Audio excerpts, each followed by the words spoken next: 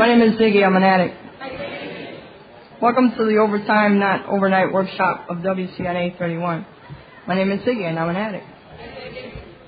Can we please open this meeting with a moment of silence, followed by the serenity prayer? God, grant me the serenity to accept things that I cannot change, courage to change things that I can't, and the wisdom to know the difference.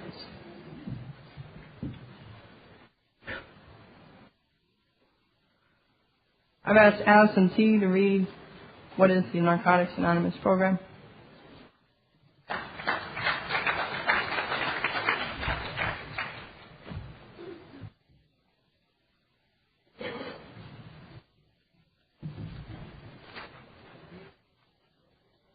Addict called Allison? What is the NA program? NA is a nonprofit fellowship or society of men and women for whom drugs have become a major problem. We are recovering addicts who meet regularly to help each other stay clean. This is a program of complete abstinence from all drugs. There is only one requirement for membership, the desire to stop using. We suggest that you keep an open mind and give yourself a break. Our program is a set of principles written so simply that we can follow them in our daily lives. The most important thing about them is that they work. There are no strings attached to NA. We are not affiliated with any other organization. We have no initiation fees or dues, no pledges to sign, no promises to make to anyone. We are not connected with any political, religious, or law enforcement groups and are under no surveillance at any time. Anyone may join us regardless of age, race, sexual identity, creed, religion, or lack of religion. We are not interested in what or how much you used, who your connections were, what you have done in the past, how much or how little you have, but only in what you want to do about your problem and how we can help. The newcomer is the most important person at any meeting because we can only keep what we have by giving it away. We have learned from our group experience that those who keep coming to our meetings regularly stay clean. Thank you.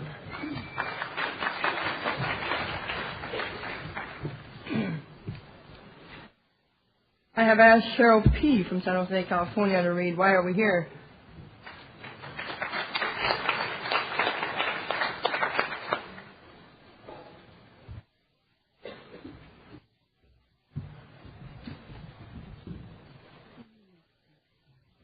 Hi, my name is Cheryl and I'm an addict.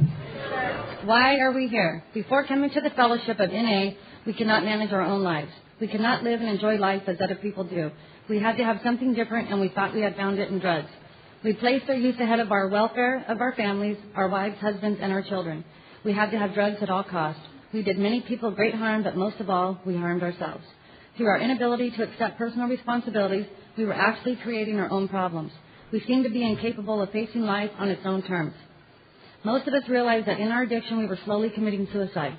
But addiction is such a cunning enemy of life that we had lost the power to do anything about it. Many of us ended up in jail or sought help through medicine, religion, and psychiatry. None of these methods was sufficient for us. Our disease always resurfaced or continued to progress until in desperation we sought help from each other in Narcotics Anonymous. After coming to NA, we realized that we were sick people. We suffered from a disease from which there is no known cure. It can, however, be arrested at some point, and recovery is impossible. Thanks, Cheryl.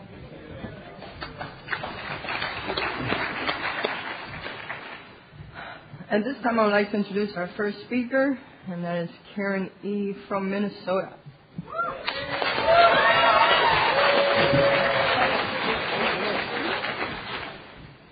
Hi, I'm Karen. I'm an addict.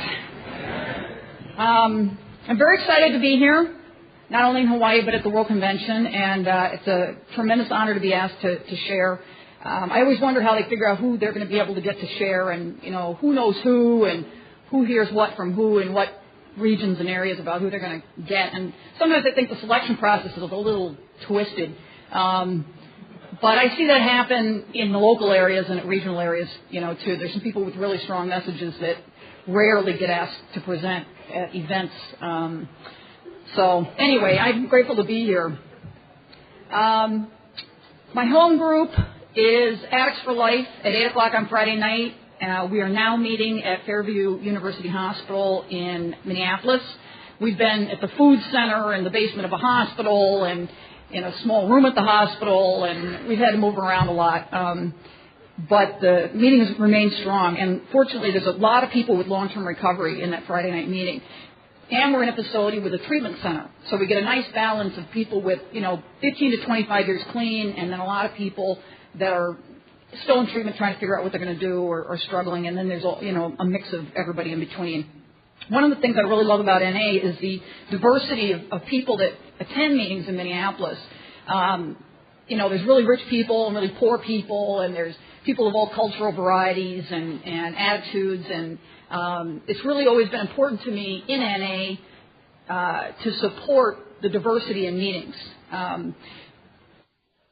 It's kind of funny because I worked on the women's NA convention called Circle of Sisters, and it was big hoo-ha about whether or not that was a traditions violation. And there are women's meetings, there are men's meetings, and there are people who feel more comfortable in a certain kind of environment with certain kinds of individuals.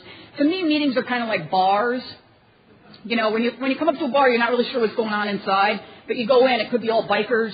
It could be like a hip-hop place. It could be like old guys sitting at the bar since this morning. Or, you don't know until you get in there what the atmosphere is going to be like. And meetings are like that for me. So I tell people, go a few times, see what it's like. And you get a real feel for different meetings by being in them. But I like being in a very blended meeting because I get a lot of cross-section of information. I've been really lucky to have been able to stay clean through the people in NA and my higher power and working the steps and going to meetings and doing what I've done day after day after day to stay clean. My first day clean during this last period of consistent recovery is July 29th, 1985. And the first 10 years I was clean this time, I figured I was never going to make it. Every year I spent probably 3 or 4 weeks out of that year pretty heavily wanting to get high. Thinking that's it, I'm going to get high, I know I'm not going to make it, I know I'm not going to make it. I had this compulsion to use, a desire to use, and it would be great, like 10 months out of the year. But there'd be a week here, or a couple of days there, or a week here, or a couple of weeks here, especially if I was on vacation someplace. I'd think, well, that's it. I can get just completely wasted, and I can just go upstairs, and I don't have to take care of anything, and, all these rationalizations. The disease of addiction for me is really about the insanity of the thought process. Well, I can probably just drink. Well, I can probably just use one. I can probably just get high on vacation. I could probably just get high this weekend, and then, so even after I got clean this last time and knew, absolutely convinced I was an addict. You couldn't talk me out of it anymore. My addict still wants to try to convince me that I could just use a little somehow, that somehow I don't have the disease of addiction, that I can use recreationally, or that it's not that big a deal for me. So I have to watch that thinking. I just want to share a little bit about my using, and this is the topic of this is overtime, not overnight, which is really hysterical for me because I'm one of the least patient individuals on the planet. Not only should it have been overnight, it should have been actually yesterday. So when I told my friends the topic, they were just really amused by that.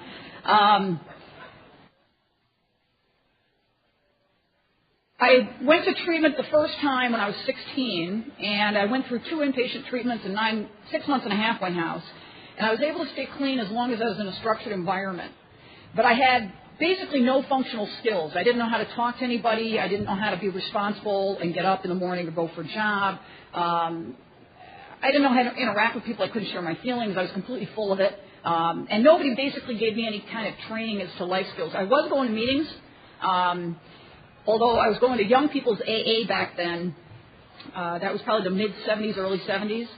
And I never really caught what people meant by working the steps. I'd go to the meetings. They said, go to these meetings, you'll be all right. And, I went to the meetings, and I was fine as long as somebody's watching me. But as soon as I got out, I had never really connected with anybody in the fellowship. And so out of loneliness, I ended up going back into using because that was where I knew I could connect with some people very quickly. Got busted for sales, did time at federal prison between the ages of 19 and 21. Did 18 months in a therapeutic community, and back in the 70s they had interesting ideas about psychotherapy.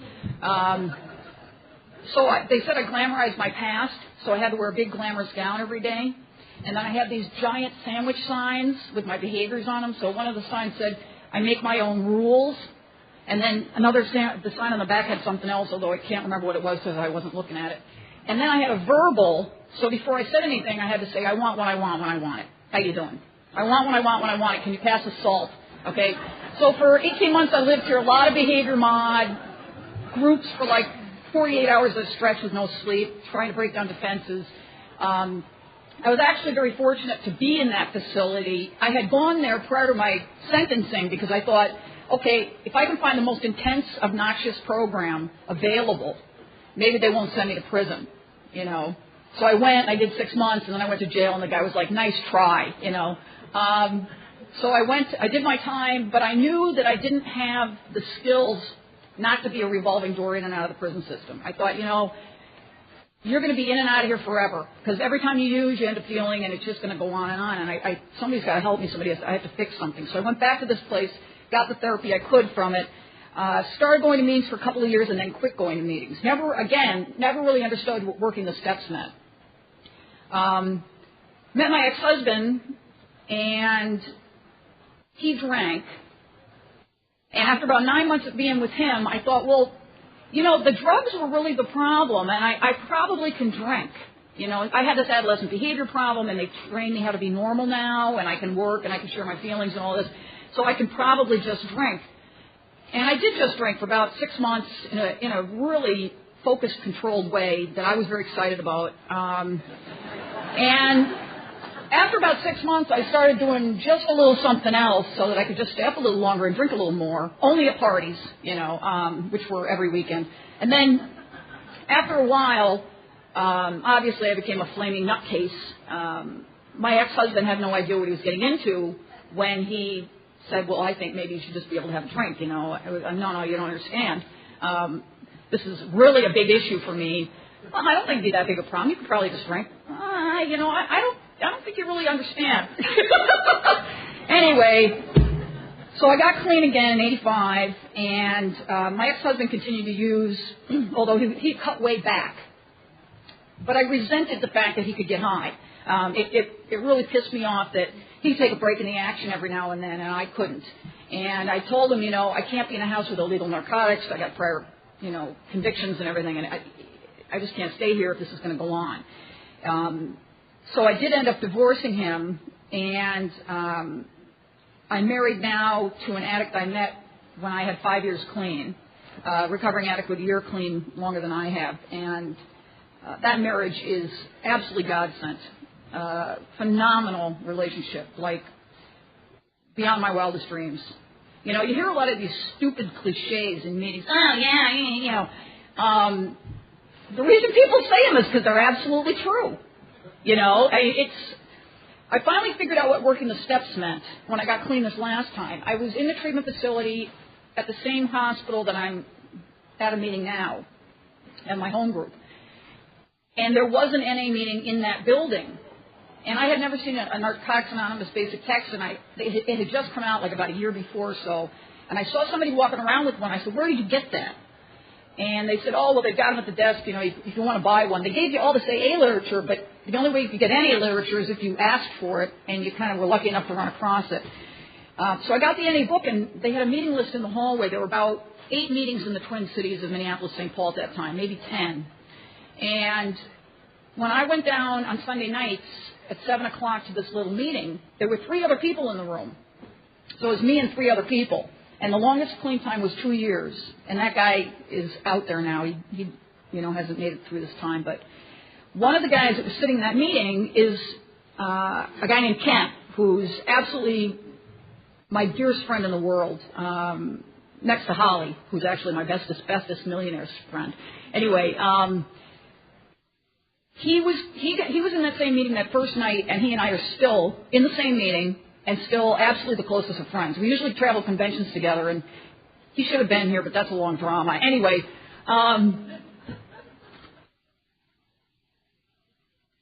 I went to that meeting, and I felt like these are the people I partied with.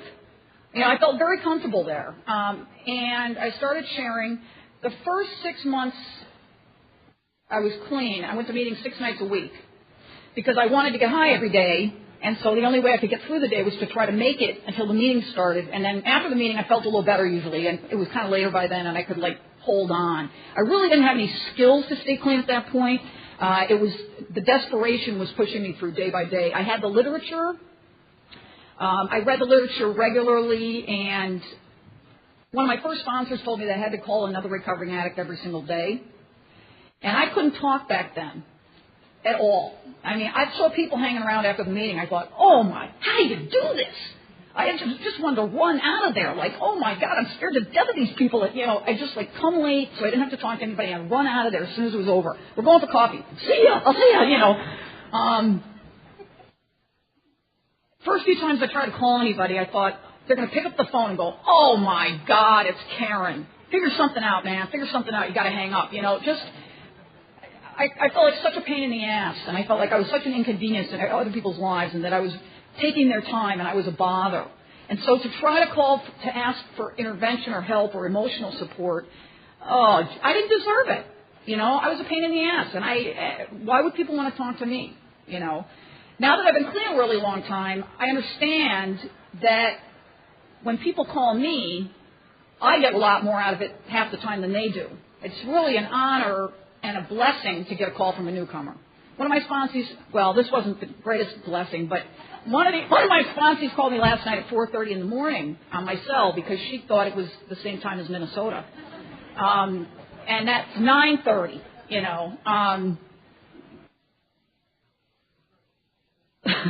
But it helps me remember where I came from. It helps me remember the desperation when I have a lot of newcomers in my life. In terms of working the steps, up until this last time getting clean, I started trying to get clean at 16, and I didn't get clean the last time until I was 28. So it took me 12 years of constant psychotherapy, in and out of prison, in and out of halfway houses, treatment centers, long-term therapeutic communities, meetings. I had tried everything I could come across, and it took me 12 years to get to a point where I could actually stay clean for any prolonged period of time.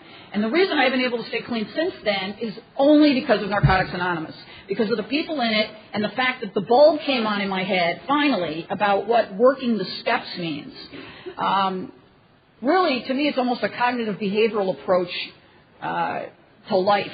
That was easier for me to kind of understand, that it was kind of a therapeutic technique in my mind. Up until this last recovery section, I always thought, well, maybe at some point I could drink. Now obviously the drugs were a problem because they were legal and stuff, but there must be some way I can get high here eventually if I could just get it together well enough. When I got clean this time, I was absolutely convinced I can't use. If I use anything, I'm eventually going to end up back using what I want. I don't use in a controlled way whatsoever. I'm not a social user. I'll steal yours and anybody else's that's available. And I'm a hazard to myself and others, basically. So I had the first step. I really believed that I was powerless over my addiction, that if I let my addiction in the door, it was going to kill me with a knife. I had to keep my addiction outside the door in whatever way I could do that. My life was obviously unmanageable. I was up for days at a time. I was, sick all the time. I was spending every cent I had getting high. And then I managed to show up for work and stuff, but I was going to start dealing again. And as soon as I thought, I've got to start dealing, I just can't keep up. I thought, all right, that's it. You're going to lock up. I mean, this has got to stop. The second step came to believe that a power greater than ourselves could restore us to sanity. I was willing to pursue options at that point. I went to treatment. I went to meetings. I was looking for help. And I believed that it was possible that maybe somebody could help me with my addiction, so I was still pursuing options. I hadn't given up hope completely. The third step says, made a decision to turn our will and lives over to the care of God as we understood Him. Well, I got up to step 2, and then step 3 was kind of a problem for me. I come from a very scientific family, and I was like, you got to be an idiot to believe in a higher power. I mean, come on, God of lightning, God of thunder, get me out of here, But people said to me, well, if you go back to using, what happens? And basically it's prison, lockup, or I'm going to drag the bottom. Like, I probably wouldn't die, that's the whole thing. I probably wouldn't die. I'd probably just be like this horrendously pitiful, tragic case of an individual, tortured day after day. They said, you need to get a higher power. You have to get a higher power. It's not like an option, if you want to stay clean, you got to learn to work the 12 steps, and one of those things means getting a higher power. Well, I couldn't go with the cosmic kind at first, so I went with the group. I thought, well, if you got, several recovering addicts sitting in a meeting together, all the information they can give me is more powerful than what I can come up with myself. I also had, family that was interested in helping me stay clean, and therapists. There were people in my life that I felt could be a power greater than myself in terms of learning. I started trying to work on a cosmic higher power. I grew up in a very religious family, so when I was little, I had this image, this old white guy in the clouds, And so I started kind of trying to interact with that image and talking to it. And I thought, you know what? You're talking to yourself, You're losing it here. But people said, you got to keep doing it, And I was staying clean, and I was trying to participate in whatever way I could and take instruction from people. After about 90 days of talking to this little image in my head, I started feeling better when I did it. I started getting kind of an emotional reaction to it, and I thought, oh, man, this feels better. And I'm all about feeling better. So anything that's going to make me feel better, I go after with a vengeance generally. So I got pretty obsessional about turning things over to my higher power, saying the serenity prayer. I spent hours a day doing that. I was really chronically depressed. A lot of the drugs I did, I did at very heavy levels over prolonged periods of time, and I have probably got, permanent damage to some neurotransmission systems. So I was really depressed. The first 6 months I talked about wanting to kill myself all the time. I didn't talk about recovery because I didn't have any information about that. I just wanted to get through the day. And when I started talking to this higher power that I was developing and I started feeling better, then I pursued that. And my relationship with higher power has changed significantly over the years. It's just something I always know I can go back to on a daily basis if I want to feel better, if I need help with something, just to be grateful. The fourth and fifth step, I'd done some fourth and fifth steps before in treatment, and I officially sat down, wrote up everything I could think of, good and bad, and then met with a priest. It was too freaky for me to think of sharing it with another addict or anything at that point. I've written several fourth steps in my recovery. In fact, I started working on a workbook in January of this year, the NA workbook, specifically on my rescuing and fixing behavior. People think the Salvation Army has a bunch of buildings out here where you can get food and clothing and stuff, but they don't understand I'm the Salvation Army. See, the Salvation Army right here, and I allow these buildings to go on, but so I've really been trying to work on this behavior and get it managed. And one of the things I can do in that is to ask my higher power for help with that behavior. The sixth step and the seventh step talk about identifying character defects, becoming aware of what those are, and humbly asking your higher power for help with those. And I've been fortunate enough to be able to change a lot of behaviors and a lot of attitudes over my years in recovery. I was listening to a speaker earlier today that talked about forgiveness. And what I found is that over time, I'm much more forgiving and tolerant of other people. And the more I allow myself to be human, and the more I allow myself to be kind of a jerky asshole from time to time without beating myself endlessly about it, the more I can allow other people to be human, to have their character defects without me going into a ballistic scene about it. And it just feels a lot better, being tolerant and accepting of others. It's a whole lot of crap that I can't control that I don't have to get involved with. The eighth and ninth step talks about writing up a list of people we'd harmed and trying to make amends to them all. One of those people on the list was me, okay? And so I had to spend years and years outside the fellowship pursuing other kinds of options, like I work out. Okay, I've been working out since I got clean. One thing is it elevates my mood, makes me feel better. Secondly, I can eat a lot more if I work out.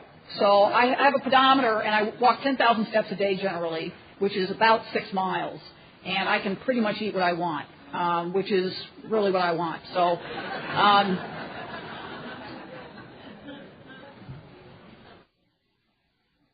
in society, I've had to, if you look at the medallion, it talks about God, self, society, and service. And so I had to work on myself, but some of that stuff doesn't happen in the rooms, like the working out, okay, seeing a therapist, working on my financial issues, going back to school so I can become a responsible member of society. The first time I got clean, I got my GED because I quit school in 10th grade. And the second time I got clean, I started working on my BA, but then I went to prison. And I did take some classes while I was there, but it wasn't enough to get out of college or anything. When I got clean this last time, I finished my BA, and then I started my master's, and then I started my doctorate. And in my family, to get out of my family, you have to get a doctorate. Okay, most people have to graduate high school to get out of their family. So I just had to do that, internally to kind of take care of something. I didn't finish the doctorate because I realized financially it was a bad mistake for me in terms of what I could do without it or whatever. But just the fact that I got in kind of took care of that with my mother. And internally for me in relationship to her. So going back to school and trying to put together a semblance of a normal life has allowed me to, work for a living and make better money than I would have otherwise. I felt like I could never make amends to my mother. That I didn't rip off other people, and I thought, well, I'm not a thief, And I was very proud of the fact that I wasn't a thief. But I always ripped off my mother. And I thought, well, what am I going to do, win the lottery and then, come into all this money and pay her off or something? And I was about 5 years clean, and I thought, you know what I can do? Every month I can buy her a savings bond for $100. Now, I'm an addict. It only costs me $50, okay? So I pay $50 a month to buy this $100 savings bond, and then over time it matures. And every month I would buy her a savings bond, And she knows I'm greedy as hell. So for me to send her that, she knew was, a big transition. There were little things that I was able to do like that. I know that I've made amends to my family. Amends to me is making things right. And for me, that means making things right with myself, emotionally, physically, spiritually, whatever, financially, and then making things right with the people in my life. And my mother made me I'm the oldest of 4 kids in my family, and she made the executor over their finances when they die. And my parents have probably close to $1 million. Okay, now if I hadn't made things right with my mother up to this point, that would not have happened. It's all the little things I do week to week, calling her, asking her how she's doing, visiting my brother, bringing his kids, having them stay overnight, trying to be of love and assistance to the family rather than being the biggest pain in the ass anybody's ever met. And I have to actively work on that. If I'm not working into my recovery, then I'm falling back into relapse mode generally. It's not like there's a place you can just stay. You have to kind of be moving one direction or the other. The 10th step talks about taking a personal inventory and when we're wrong, promptly admitting it. I own a company now, and I've hired some people in NA. And one of the women that was in my wedding, who I've known for almost 18 years, worked for me. And when her employment ended, it went very badly. Okay, and we haven't talked in about a year almost. And I tried calling her sometimes, and she just wouldn't deal with it.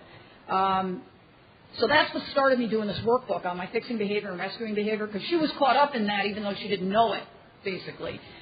And we were at a wedding a few weeks ago, and I asked her if she'd come outside and talk to me, and I explained to her how she had gotten caught up in this rescuing and fixing behavior. But a year ago, I couldn't tell her that, because I didn't have that information. I mean, I knew I had those behaviors, but I couldn't really explain it to her in a way that she could go, yeah, you're right, and yeah, you're right about that, and yeah, I've been watching you do that for a long time, and, I need to be able to take responsibility for that and to be able to change that. The only way I can do that is to really dig in and really understand my motivations.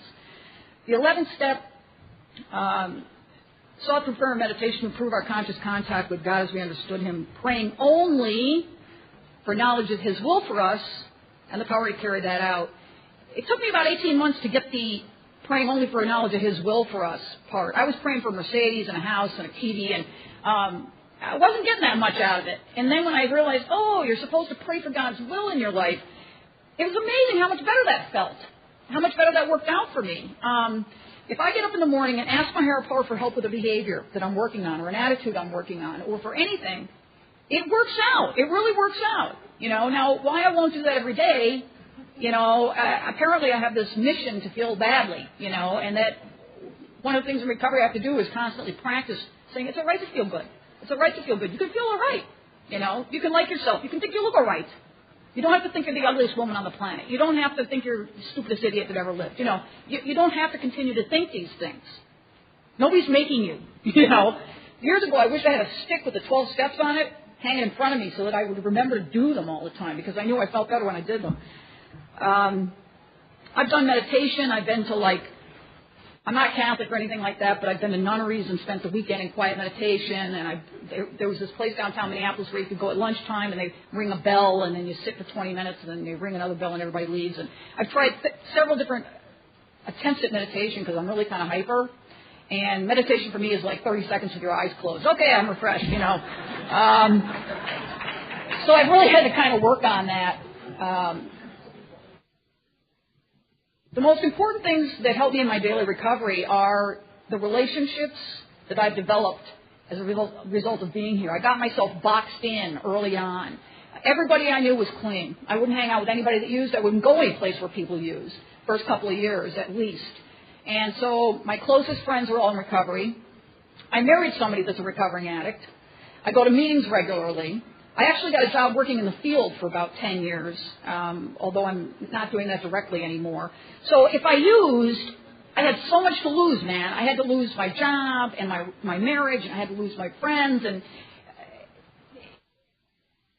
being a using addict has never really been enough to keep me clean, you know. It had to be more that I was going to lose to kind of keep me at that point. Prison was a good motivator, obviously, but losing the love and the intimacy and the trust of the people in my life that I've met in NA, I just can't even begin to tell you, you know.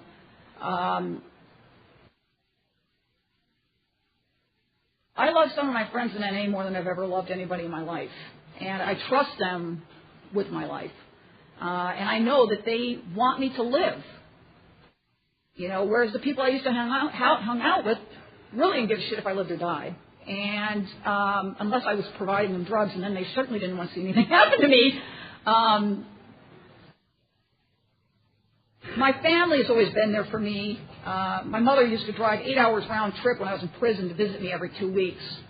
And she used to drag all my brothers and sisters with her half the time. And, I just feel badly for them that they had to go through that. But she has always wanted me to get well, always sending me to treatment, always paying for treatment, always trying to find some way to get better. And I've been in recovery for a few years in NA, and she said to me, do you have to keep going to those meetings and hanging around all those people, those kind of people? And I'm like, I am one of those people. I said, yes, I have to keep going to these meetings. I stay clean going to these meetings. I'm loved more than I've ever been loved in my life here. I have a life that is beyond my wildest dreams. Financially, in my health, in my relationships, in my marriage, spiritually, I can choose how I want to feel. Now, obviously, if my mother dies, I'm going to be affected by that, but I make a decision about whether I'm going to let somebody else's behavior affect me or not. I make a decision about whether I'm going to let my plane being late affect me or not. I'm not attacked by feelings anymore. I choose to decide how I'm going to feel in a situation, and I let a lot of stuff go because I just feel better that way. The 12th step says, having had a spiritual awakening as a result of these steps, we try to carry this message to addicts and practice these principles in all our affairs. And on the medallion, it talks about service. When I was about 6 months clean, I got involved in a convention in Minnesota, and I couldn't talk at that point. I couldn't say anything, but I showed up for the committee meetings and walked around behind people. Later, I took on GSR positions and treasurer spots. Being the secretary was the best because the secretary had to take the box of stuff with them at night. Every week, they didn't have a place we could store like the books and the medallions and stuff. And I wanted to get high one time. I was about 18 months clean. I wanted to get high, and I thought, you know what? I get high, this room full of recovering addicts is going to come looking for this box, you know. I do not want to see those people, okay, if I'm getting high. So I would stay clean because I knew I had to go back with this box, you know. Being in service helped keep me clean. It also surrounded me by people who are very serious about recovery, people who are really putting everything they can into making sure they stay clean. I worked in the area level as the H&I chair, and we actually used to have a giant region, North Dakota, part of North Dakota, South Dakota, Minnesota, a little bit of Wisconsin, a little bit of Canada. And so I was H&I chair in the region, trying to coordinate meetings in hospitals and institutions and stuff. I love doing H&I because it feels good doing H&I, you know. And the only reason I'm clean or know about NA is because there was a meeting in the facility when I was there. So that's really an important thing for me.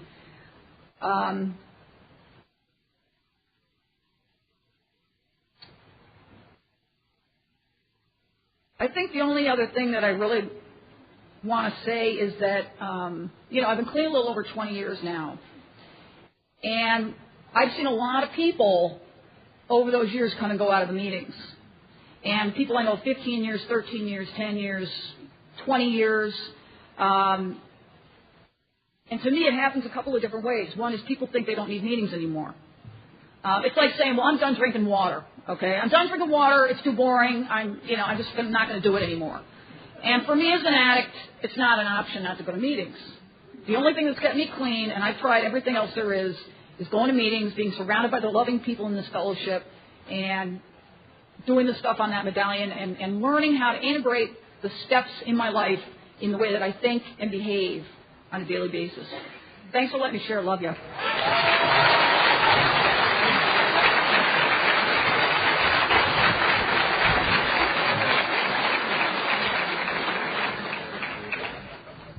Thank you, Karen.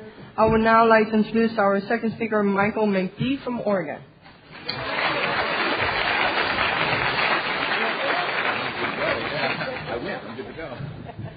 My name's Michael. I'm an addict.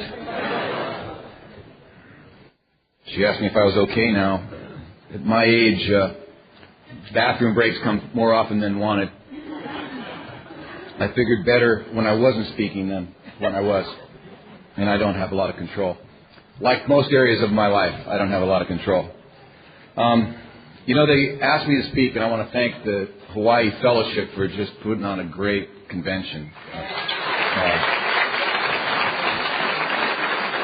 And I want to thank the World Board Program Group for asking me to do this. It's a privilege and an honor to share at a Narcotics Anonymous convention. It's a privilege to share at any meeting, and it's amazing that anybody would want to listen to me. So, you know, when I got here, nobody wanted to listen to me. As a matter of fact, I think they told me to shut up, you know, take the cotton out of my ears and put it in my mouth, that kind of stuff. And for a bit, I did.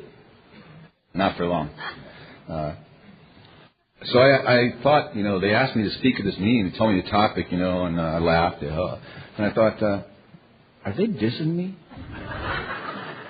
Are they dissing me? You know. So this morning at 5:30 this morning, not that I was obsessed with doing this or anything, but, you know, I wake up every morning at 5:30 because it's really 8:30. You know, it's Hawaii time, you know. And I searched through this book, you know, just for today to find where in the hell they got this, because I knew I just read it. Well, you know, I've got no memory, and I had to go from front to back, even though it was only like a couple days ago. You know, so I said, you know, so it says, this is a quote from the basic text, and it says, "We found that we do not recover physically, mentally, or spiritually overnight." You know, and then it says, this rule is really appropriate on the day that it was on. It was August 15th. It says, "Have you ever approached a recovery celebration with the feeling that you should be further along in your recovery than you are?" Yeah, everyone. Maybe you have listened to newcomers sharing in meetings, members with much less clean time, and thought, but I'm just barely beginning to understand what they're talking about. It's odd that we should come into recovery thinking that we will feel wonderful right away, or no longer have any difficulty handling life's twists and turns. We expect our physical problems to correct themselves, our thinking to become rational, and a fully developed spiritual life to manifest itself overnight. We forget that we spent years abusing our bodies, numbing our minds, and suppressing our awareness of a higher power. We cannot undo the damage in a day. We can, however, apply the next step, go to the next meeting, help the next newcomer. We heal and recover bit by bit, not overnight, but over time. Just for today, my body will heal a little, my mind will become a little clearer, and my relationship with my higher power will strengthen. And so then I had an idea what I was supposed to talk about, because I could just talk about me, and which I will, and I could talk about what it was like, which, you know, I don't have to do that. There's 3 people in this room who know what it was like. We used together, or it was my son, and we're all clean today. You know,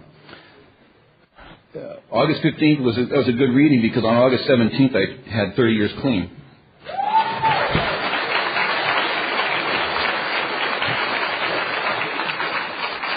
And I got to tell you that when I was, 2 months clean or 1 year clean or 5 years clean or 10 years clean or 15 years clean or 20 or 25, whatever, I always thought that you would be somewhere different when you got there, I didn't think this would be exactly where I was when I turned 30 years clean. But truthfully, that was just my delusion of what recovery would bring to me, and what a spiritual awakening was. And it is a very appropriate topic for me because there's been times when I've been rushing into this thing. There's been times when I've been just like a day at a time living, and trying to stay clean. And some days this year, it's been a day at a time just trying to make it to the next day, and I haven't felt like using it a lot of years, 28 or 29 years since I last felt like I really wanted to get loaded. But I have felt a lot of times like I maybe should check out of here, just because I don't fit, I don't feel comfortable, I don't this, I don't that. And that's just the disease. I understand my disease really well. My disease is always trying to separate me from you. It's always trying to separate me from life, And I told a friend of mine yesterday as we were standing, life is tough. We're standing in the surf, 4 guys talking a little trash, like we do. And I told him, hey, say yes to life. I'm telling you, it's the truth. Say yes to life. And so what it's really all about is you can be negative or you can be positive. You can be accepting or you can be just completely screwed up. And I've had some days when I've been completely screwed up, I got my only 2 sponsors in my whole recovery sitting in this room today, and it's a privilege and an honor to have those guys here, and they've both been helping my ass a lot lately. The one thing I know that happens is that life shows up for all of us. At some point, something's going to come along and kick you in your complacent ass, and you will move or you will go. Because it's always the same decision, ultimately. It doesn't ever get to be a different choice, a different decision. Is am I going to stay clean or am I not going to stay clean? And, I have consistently made a decision to always stay clean. And people that hear me share know that, I will tell you all day long that no matter what you don't use, no matter what you don't use, no matter what, you can't use. People relapse. I understand that. I know it's a lot of everybody's story is relapse. It ain't part of my story. I know everything I ever learned about relapse from you guys or whoever out here is talking about it.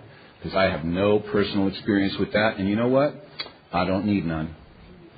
Just for today, I don't need any, I thought a lot about, what does this mean? I was coming up on my birthday anyway. I've been doing a lot of introspection, and I listened to Karen talk about meditation and connecting with a higher power, and I've been doing a lot of that this year. I'm one of those folks who kind of ebbs and flows in the connection department, or at least in the practice of that. I think I'm probably always connected, but I just don't stay aware, so that when things come up, I always know the right things to do, So I call my sponsor first, and that usually works. Although, and one day this year, I called my sponsor about 20 times, and his phone was broken. It was like a day I really wanted to talk to him. But, he got a hold of me eventually, and by then I was like a little more rational, and could hear, I think at that point I could hear what he had to say instead of want to, go where my head was going. And so the process for me has been really slow at times, I don't know how you can stay 30 years clean and not change, so I haven't, I've changed a lot, and the folks that knew me when, they really get that, and sometimes I really get that, number one, I got really old and really gray. The trick around here is if you want to be an old timer, you don't die and you don't use, and guess what? Someday you stand up and everybody goes, wow, wow, you look really old. Glad you're clean too, But, I'm amazed. I was definitely voted in treatment to the least likely to succeed. As a matter of fact, the director of the treatment center said, this guy ain't going to make it. But, she helped me get better.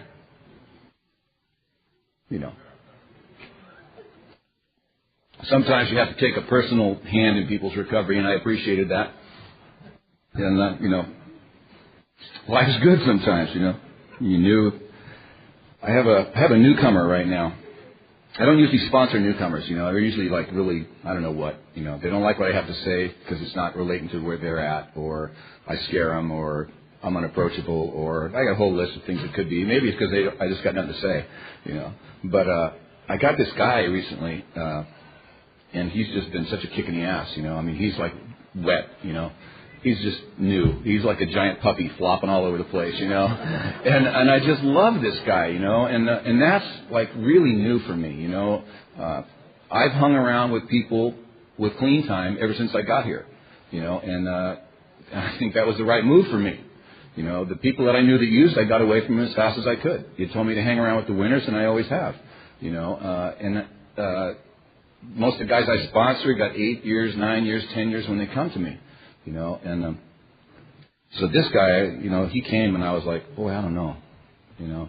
But it's just been amazing, you know. It's just been amazing because of what it does for me, you know. And I thank him almost every single day, you know, for being in my life, you know, because it's just rejuvenated me in a lot of really good ways, you know. I mean, between life showing up and him coming in at the same time, it's been great for me, you know. I go to a ton of meetings, you know. I mean, I hear people talk about meeting attendance, you know. When I got clean, I went to meetings every single day because I had to, not because I wanted to, because that's where I lived. They made you go to meetings. You had to do 7 a week. And when I checked out of that place, actually, they threw me out. After I was escorted out the door, I went to a lot of meetings, and then I got back into life, you know. And life for me was working nights and weekends and catching one meeting a week for a long time. So maybe 8 years in a row, that's what I did on a regular basis, was one meeting a week. And God helped me find a way out of that and got me divorced. Actually, I think I did that, but He didn't kick me to the curb when it happened. And I threw myself into recovery, which is what I always do. When shit happens in my life, I get right into it, you know. And I started going to a lot of meetings, and I've been a pretty regular meeting attender ever since. You know, there's been some ups and downs, but lately, you know, I'm down for 5 or 6 meetings a week, you know. And there ain't many guys where I go to meetings. Number one, there's only me and another guy in town who got 30 years clean, and he goes to a lot of meetings, and so do I. And I think we're a damn good example of what you do when you got time, man, you know.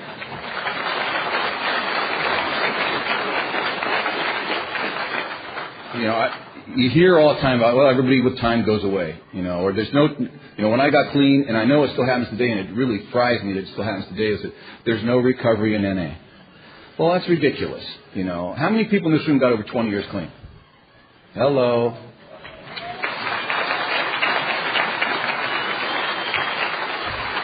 There's a boatload of time in Narcotics Anonymous. There's just the most high-quality recovery you could ever imagine in Narcotics Anonymous. And for 30 years, I have not chosen to go any other fellowship than Narcotics Anonymous because I got all I need here.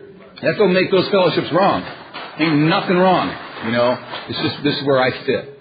See, for me, it was just like that bar.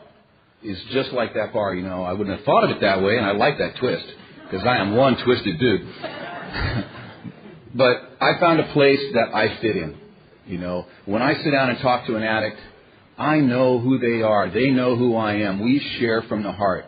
And that's what this is all about, you know. It's making that connection for me, you know. In the years that I've struggled on and off trying to connect with a higher power, the place that I've always been able to do that is either in a meeting or talking to an addict, you know, because I look for that spark of a higher consciousness in you, you know, and I look to you to reflect all of this stuff for me, you know, because I can't see me worth shit, you know. I need people so I can see me. You know, the mirror don't work too well, you know. I get full of denial and rationalization and all the things that we do when we're trying to analyze and be our own sponsor, you know. That doesn't work good, you know. I have people that tell me what they think of me. Sometimes I like that. Not always, you know. But I have a lot of close friends and people in Narcotics Anonymous that are honest with me. You know, and that's a requirement for us, you know. Because if I think you're screwing up or if you think I'm screwing up, you need to say so. You know, it says in the book that we're our own eyes and ears, you know, and that we watch out for each other. You know, and you can't do that if you'll see me screwing up and just turn your head away, you know. And the other thing that we do here, which is kind of weird, is we talk about anonymity and being an anonymous program, which is good. But I think we're goofed up a little bit. You know, Narcotics Anonymous is not a secret society from us. You know, we have a public presence, a public image, a public relations policy, blah, blah, blah. But here, we're not supposed to not know who we are. You know, I mean, come visit me in the hospital and try to find me if you don't know my last name, which is McDermott. you know. And I live in a place called Camas, Washington, C-A-M-A-S, Washington, and I'm in the phone book, you know, because I'm like a productive member of society. I live in this world, and this is the world I really live in. And if you don't know who I am, how the hell can I be of assistance to you or you to me? You know, it's like, I like to do that because, number one, it gets everybody up. But it's the reality, you know. It's like, how many people do I know that I don't know what their last name is? I have no idea. You know, it's Joe C. Yeah, good. Go find Joe C. when you need him. If he ain't in the meeting you're going to, you know. It's been a really bizarre and strange and wonderful journey in Narcotics Anonymous, you know, and I really, you know, my first sponsor's sitting here, and I just talked about this at my birthday party, but I'll talk about it again, I think. When I got clean and I was in treatment, I was doing what everybody at that point did when they got clean and went in treatment. They had to go on welfare, you know, because that's the only way the recovery house could stay alive is to find money from somewhere. There weren't really a lot of grants in 1975. And so we were on our way to the welfare department to sign me up. And I personally had never been on welfare in my life, although certainly my wife had because I wouldn't pay her child support. I was such a nice guy. I told him, I said, you know, Mac, I don't know what's going to happen here. You know, 90 days, I'll have this down. You know, I read the steps. I got this down, you know. It's like no problem, you know. Overtime, not overnight. You know, I was all in for the quick fix. You know, well, what was new? I was always in for the quick fix. I was always into, you know, immediate gratification, you know, and that was a little slow. And otherwise, why would I do the kind of stuff I did? You know, if it didn't happen right away, I was thinking it was bunk. You know, something's wrong with this. It didn't work. You know, I was one of those guys that if I took something and it didn't happen right away, I took some more right away because it was supposed to happen right now. It's kind of scary when you're doing psychedelics to do that, but, you know, I never had any patience, you know. Today I have some patience. You know, I have a little bit more of everything I didn't have when I got here. You know, weight is one of them. Gray hair. But I have a lot more peace and serenity. You know, I talked to a friend of mine today on my way back from the gym. I ran into him. And he's been kind of current on what's going on with me. And we just talked, you know, for a while, you know. And I just told him, I said, you know what, just for today, I'm really okay. You know, I'm in a really good place. I think I'm in a better place than I was last week, you know, before I got to Hawaii. And that I'm really good with me, you know. And that's such a miracle, you know, because for a lot of my life and some of my recovery, I haven't been good with me. You know, I've had fear and doubt and insecurity and all that stuff that can come in at any time, but I don't live in it, you know. I call my sponsor a lot lately, and I'll run some shit by him, and I'll go, am I crazy? I need some validation. You know, am I crazy? Yeah, the best answer he gave me was, no, I don't think you're crazy. I agree with you. I'm probably crazy, too. That's my sponsor. I love him, you know. And that's a whole thing that's changed over time and overnight. Because when I got here, you know, I picked the guy that I had used with to be my sponsor. And we were really good friends, and he was a damn good sponsor for me. You know, we did good stuff together. And at some point, he moved, I moved, we went, you know, how things go. And I went for too long without a sponsor, really. You know, I mean, I had one in name, but I never connected. And I was thinking this morning, you know, the World Convention has been a life-changing event for me many, many years, you know. I went to my first World Convention. I had about 40 days clean, and that was that was immense, you know. It was a huge convention. There may have been this many people.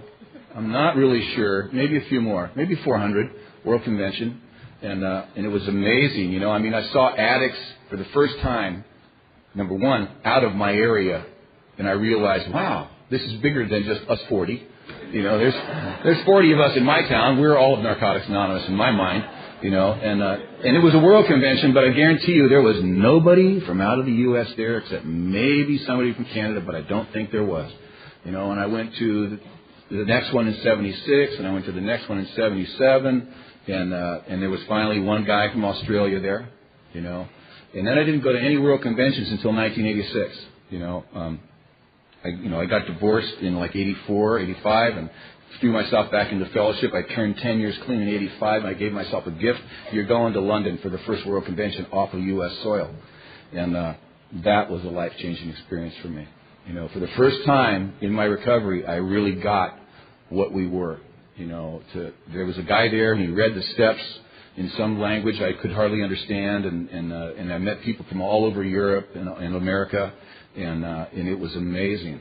It was just amazing. You know, the sense of really being for the first time in a worldwide fellowship, I was in awe. And it changed me. It rejuvenated my desire to be a member of Narcotics Anonymous. I'd thrown myself back into fellowship when my ass fell off, but I still was just doing what you always do. You know, you go to meetings, you go to dances, hang out with a sponsor, find a girl, go to dinner, whatever the daily drill is, you know.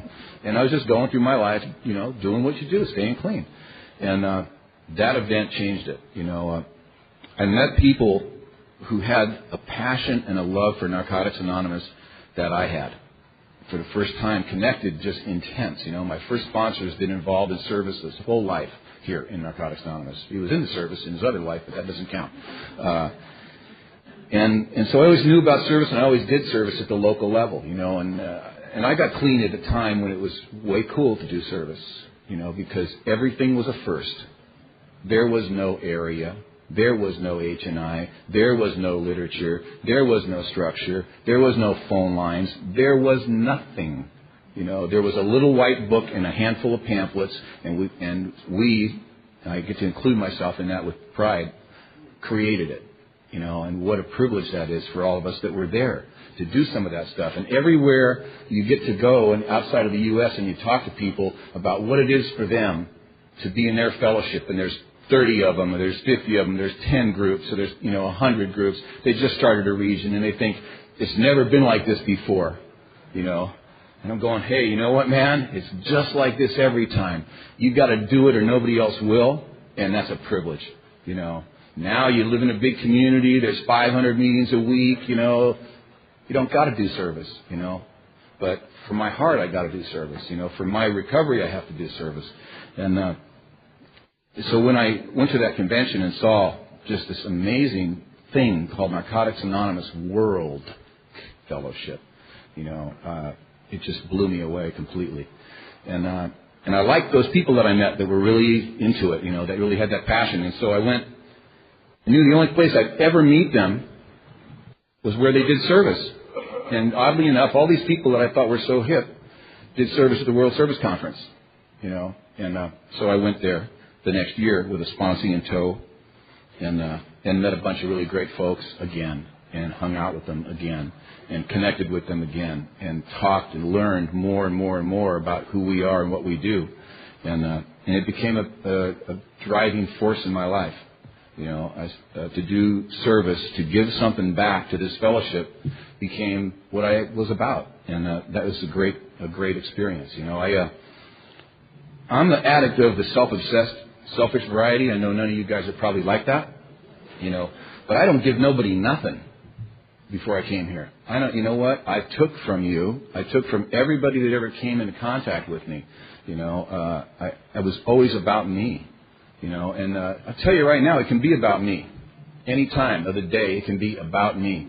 But I usually pull my head out of that spot fairly rapidly these days. You know, it's a bad view through my belly button, and that's where my head is a lot. You know, it's like, whoop, how did I get here again? You know, but I know the way out. You know, I know the way out. You know, and it's usually to make an effort. You know, for me, it's just make an effort. You know, call somebody. You know, I've got a network of folks that I call now, that's amazing. I mean, old friends are there for me, and new friends are there for me, and it's wonderful because I'm there for them too, and that's how this thing works. You know, I thought for the first almost 8 years I was here, I had a friend when I was like about 3 years clean, and we hung out everywhere. This guy named Richard, and we hung out. We did everything together. We were just tight as could be, and the jerk used, you know. How could he do that? You know, how could he use, for Christ's sakes? He let me down, and because it was all about me, you know. But I really shut down, you know. And for a long time, only 2 people in the whole fellowship in the town I lived in knew where I lived. You know, I'd given them my address. I might get close to these people, you know. And but when my ass fell off, they were there, you know. And I'm not like that anymore. You know, I'm just not like that anymore. Those things change, you know, and And the thing I know is I got to change, And that what I like about coming here to like this convention is that I'm sticking my hand out or I'm opening my arms up a lot, and I like that. I love meeting people. I love addicts. I certainly don't get along with them all, but you know what? I love any of us that are trying to do something about this horrible, horrible disease we have. It's just so amazing that we're so successful. I know people go the other way. I'm a half full guy most days. People go, we only have a 10% rate of success. Well, isn't that great? Isn't that great? I mean, 1 out of 10 of us get it. For Christ's sakes, none of us are supposed to have it. It's not an entitlement. You're supposed to get clean and wow, look at me. I got clean because I deserved it. I got clean by grace, man. I got clean because I fell in the doors of a Narcotics Anonymous meeting, and I haven't fallen out since,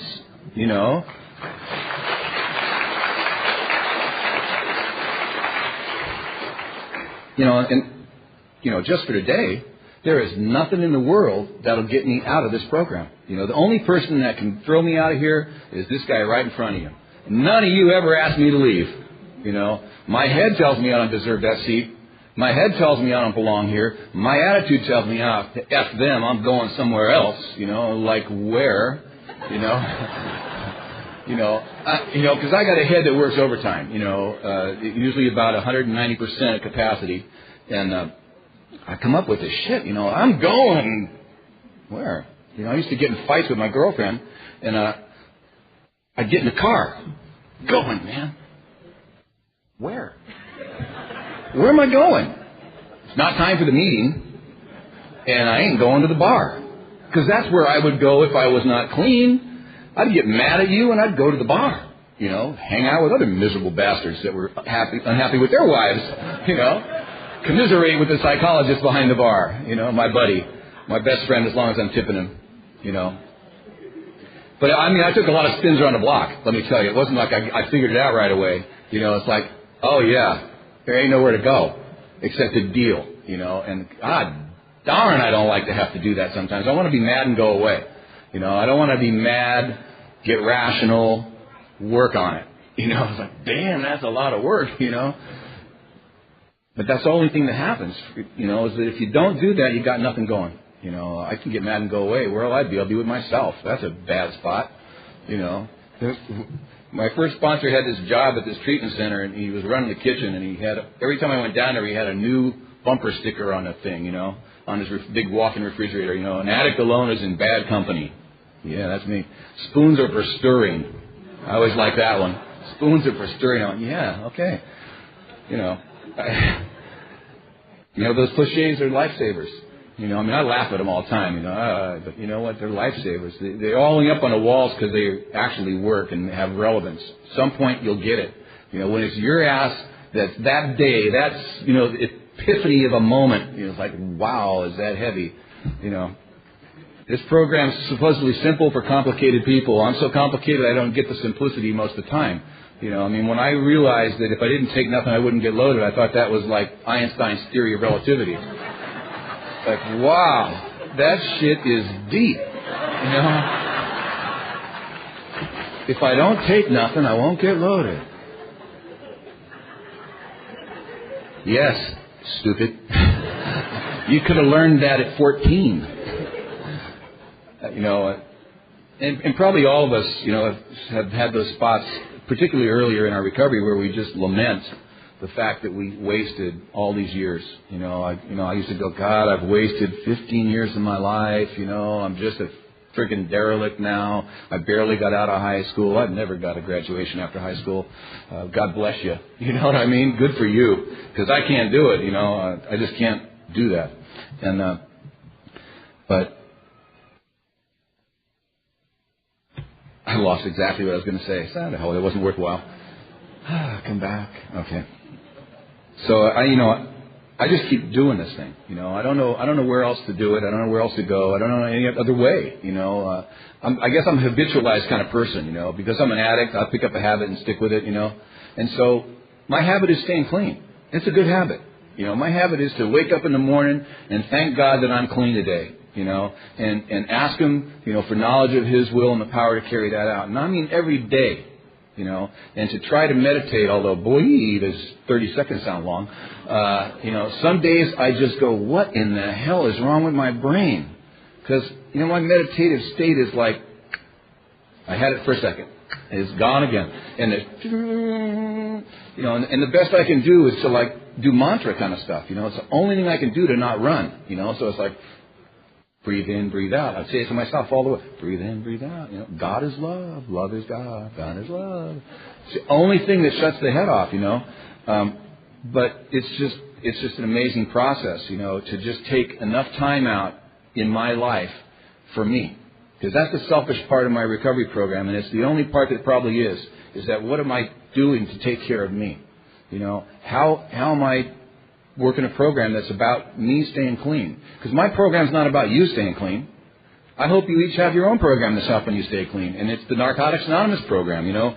My program is not something I invented. It's in this book. You know, it's the 12 steps and 12 traditions of Narcotics Anonymous. There's no special little thing that I do that's any different than anything that's written down here, you know. I don't take nothing. I, you know, try to practice the principles in my life. Sometimes I work the steps. Sometimes I don't. Or write them anyway. I think I work them all the time, but I don't always write a lot, and I haven't written for a long time. My sponsor's asking me to write, as he should be, and I'm always committing that I will, as I should, and I don't. So I've been sitting on a first step for, I don't know, this time around maybe a year, no, maybe about 5 or 6 months at this run. And I have all these guys that are working the steps, and I'm going, oh, Jesus, these guys are just really ripping it up. Wish they'd slow down. But it's what I know how to do, you know what I mean? It's like I don't have any doubt in my mind of what to do with myself every single day about how to stay clean and how to keep growing, you know, and how to make this thing work for me and to share it with you, you know. Sometimes I have a lot of doubt, you know. I mean, I probably like most of us, but for sure like me, you know, I'm one of those addicts that has a gigantic ego backed up by a really huge inferiority complex, you know, and so all the fronts are to cover up, you know. And, you know, I tell people, no, I'm really shy, and they go, oh, you're out of your mind. But you know what? If I don't know you, I'm really shy. You know, I'm going to stand on the wall and figure it out. That's the kind of addict I am. You know, I'm going to sit in the back of the room and get the set. You know, once I get the set, then I can come in. You know what I'm saying? Because that's where I came from. You know, it's like figure out what the deal is, find out what's right, then you can present, you know. And I've been here long enough, I know what's right, and I know how to present, you know. I show up and tell the truth, you know, and I don't like to tell the truth all the time. Well, I mean, certain situations I never like to tell the truth, but I mean just getting up and sharing, you know, and just telling the truth. Because, you know, I mean, I want to look good. I want to be, you know, admired for my recovery and all that kind of stuff. You know, I want to be asked back somewhere. And, you know, the truth is, you know, that I'm an addict. I've been clean for 30 years. I make mistakes on a regular basis. I've made some terrible, terrible mistakes in my recovery, and I've stayed clean through them all. And the people I've been involved with in those mistakes are all still clean too. That doesn't speak to me about what I'm about. It speaks to what this program is about. Is that no matter what happens to us in our recovery, we can stay clean. You know, I've had one of my closest friends from when I was using died about, I don't know, 5 or 6 or 7 years ago. I can't remember because I'm trying to block it out of my brain most of the time. And he died clean. I never thought he'd, you know, get clean, let alone die clean. You know, in 1975, he was kicking on my couch, you know, in my very first apartment in life of my own. Yeah, and he was kicking on my couch, and I gave him a basic test the next time he rolled through. You know, probably a first edition, damn it.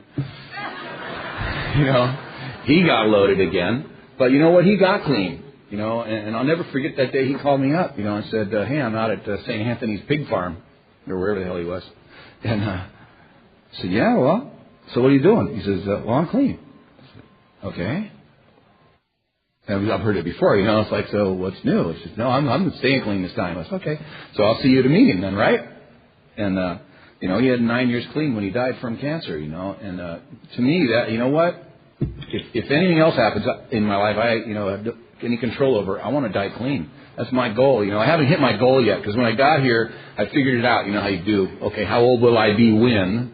You know, and it wasn't 30. That was my deal. You know, it's like my deal is, you know, I want to be 50 years clean. You know, that's my goal. I got a damn good chance at it if I don't use nothing because my family lives a long time. You know, And I want to be that old gummer, man. I want to be that guy at the coffee pot, you know, creaking up to the coffee pot, getting a cookie, one of those little shortbread numbers, and just kind of, you know, talking about, you know, when I got here, and looking at the young girls, you know, going, God, I remember early recovery, you know. Now, I really don't want to have 50 years clean for all those reasons. There's something in there I might pass up. I'm not sure what it is. But, if you get to have goals and dreams, that's mine, you know. In my recovery, I've had great relationships and lost them. I've been married and divorced. I've been, bankrupt. I've been wealthier than I used to be. I've been employed and fired. I was fired 5 times in recovery by the same guy. And then I got the second step and I went, aha, don't go back to work for him the next time he comes begging. Because my ego was getting a little shattered here, It's like the 5th time he fired me. I was like, what the hell? Is it about me? All this stuff that, we set up as things that can't happen to us because we'll never stay clean, they're all bullshit, Anything can happen to you and you can stay clean through it, My father died when I was 3 years clean, stuff happens, Life shows up for us, and the different thing is today, I don't have to use, and what a blessing that is, what a gift it is to be in Hawaii for a world convention,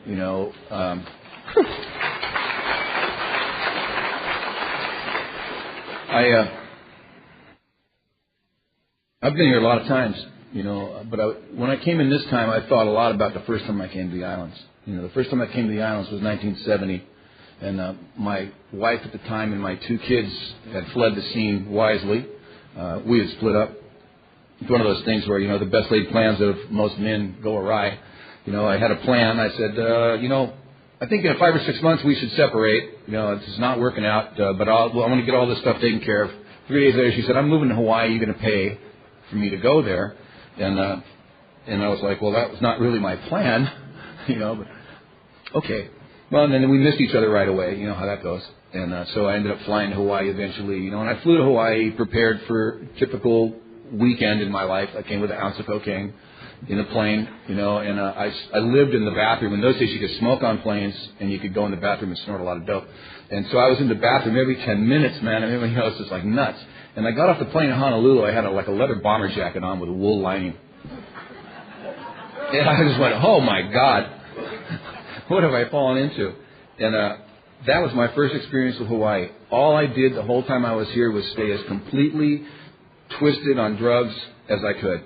And everything I experienced was through that vision, wow, isn't that a great banyan tree? Yeah, let's smoke another joint, Let's go to the beach. Yeah, let's drink some tequila, And I haven't had to experience life through a clouded perception for a long time. And you know what? It's a lot better. It's a lot clearer. My vision is a lot clearer. My perspective on life is completely different, And they tell us that the only thing that we can change is us. And the only thing that I work on constantly is to change my perspective of how I see things, because that's what's wrong with the world. The only thing wrong with the world I live in is me.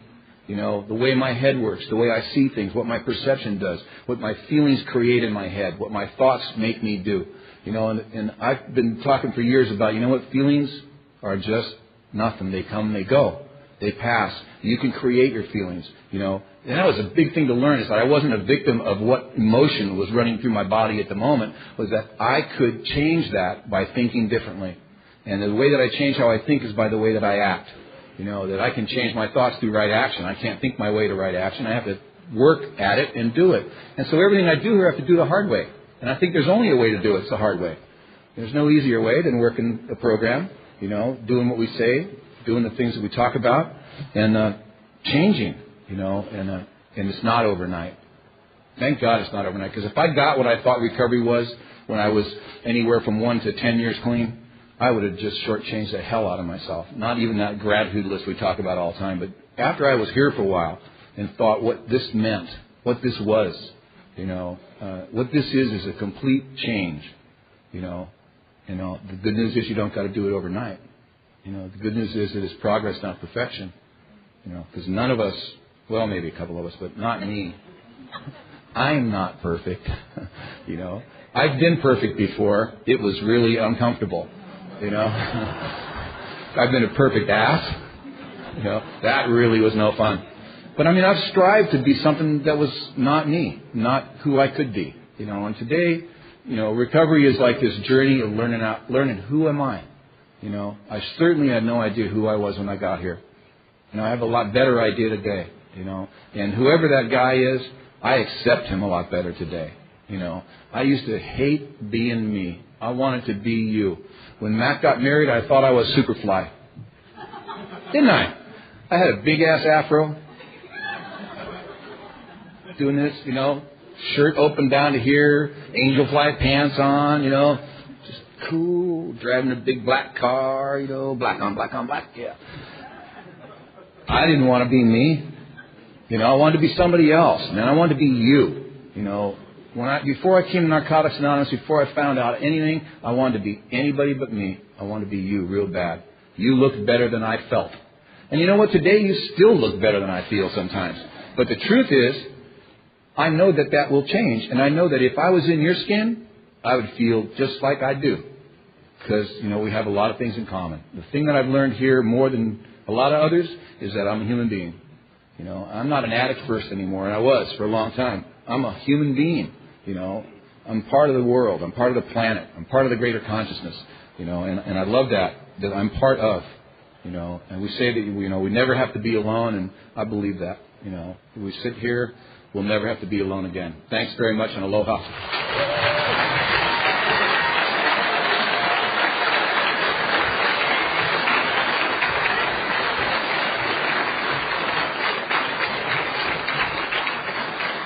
Let's once again thank Karen and Michael for speaking.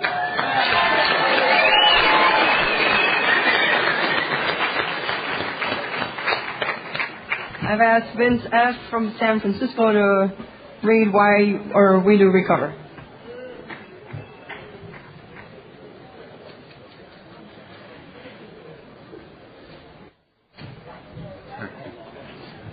Hi, I'm Vince, recovering addict from San Francisco. We do recover when at the end of our road we find that we no longer function as a human being, either with or without drugs. We all face the same dilemma. What is there left to do? There seems to be this alternative. Either go on as we can to the bitter end, jails, institutions, or death, or find a new way to live. In years gone by, very few addicts ever had this last choice. Those who are addicted today are more fortunate. For the first time in man's entire history, a simple way has been proving itself in the lives of many addicts. It is available to us all. It is a simple, spiritual, not religious program known as Narcotics Anonymous.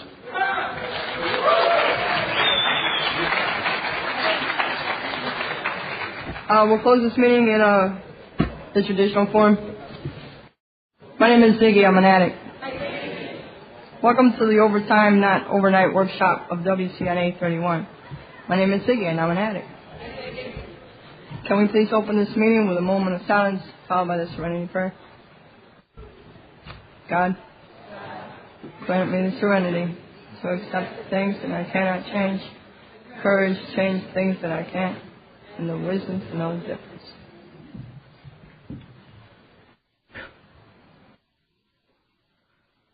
I've asked Allison T. to read what is the Narcotics Anonymous program.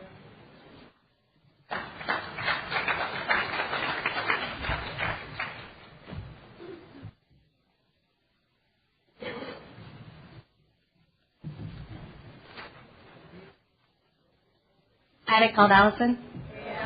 What is the NA program? NA is a nonprofit fellowship or society of men and women for whom drugs have become a major problem. We are recovering addicts who meet regularly to help each other stay clean. This is a program of complete abstinence from all drugs. There is only one requirement for membership, the desire to stop using. We suggest that you keep an open mind and give yourself a break. Our program is a set of principles written so simply that we can follow them in our daily lives. The most important thing about them is that they work.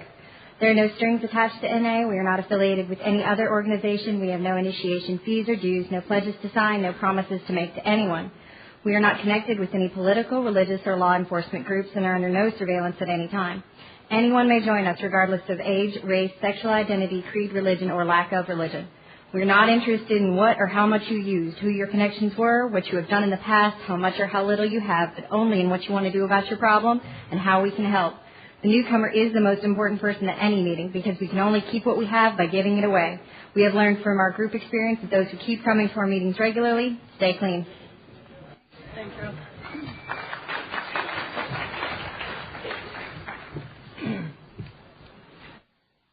I have asked Cheryl P. from San Jose, California to read Why Are We Here?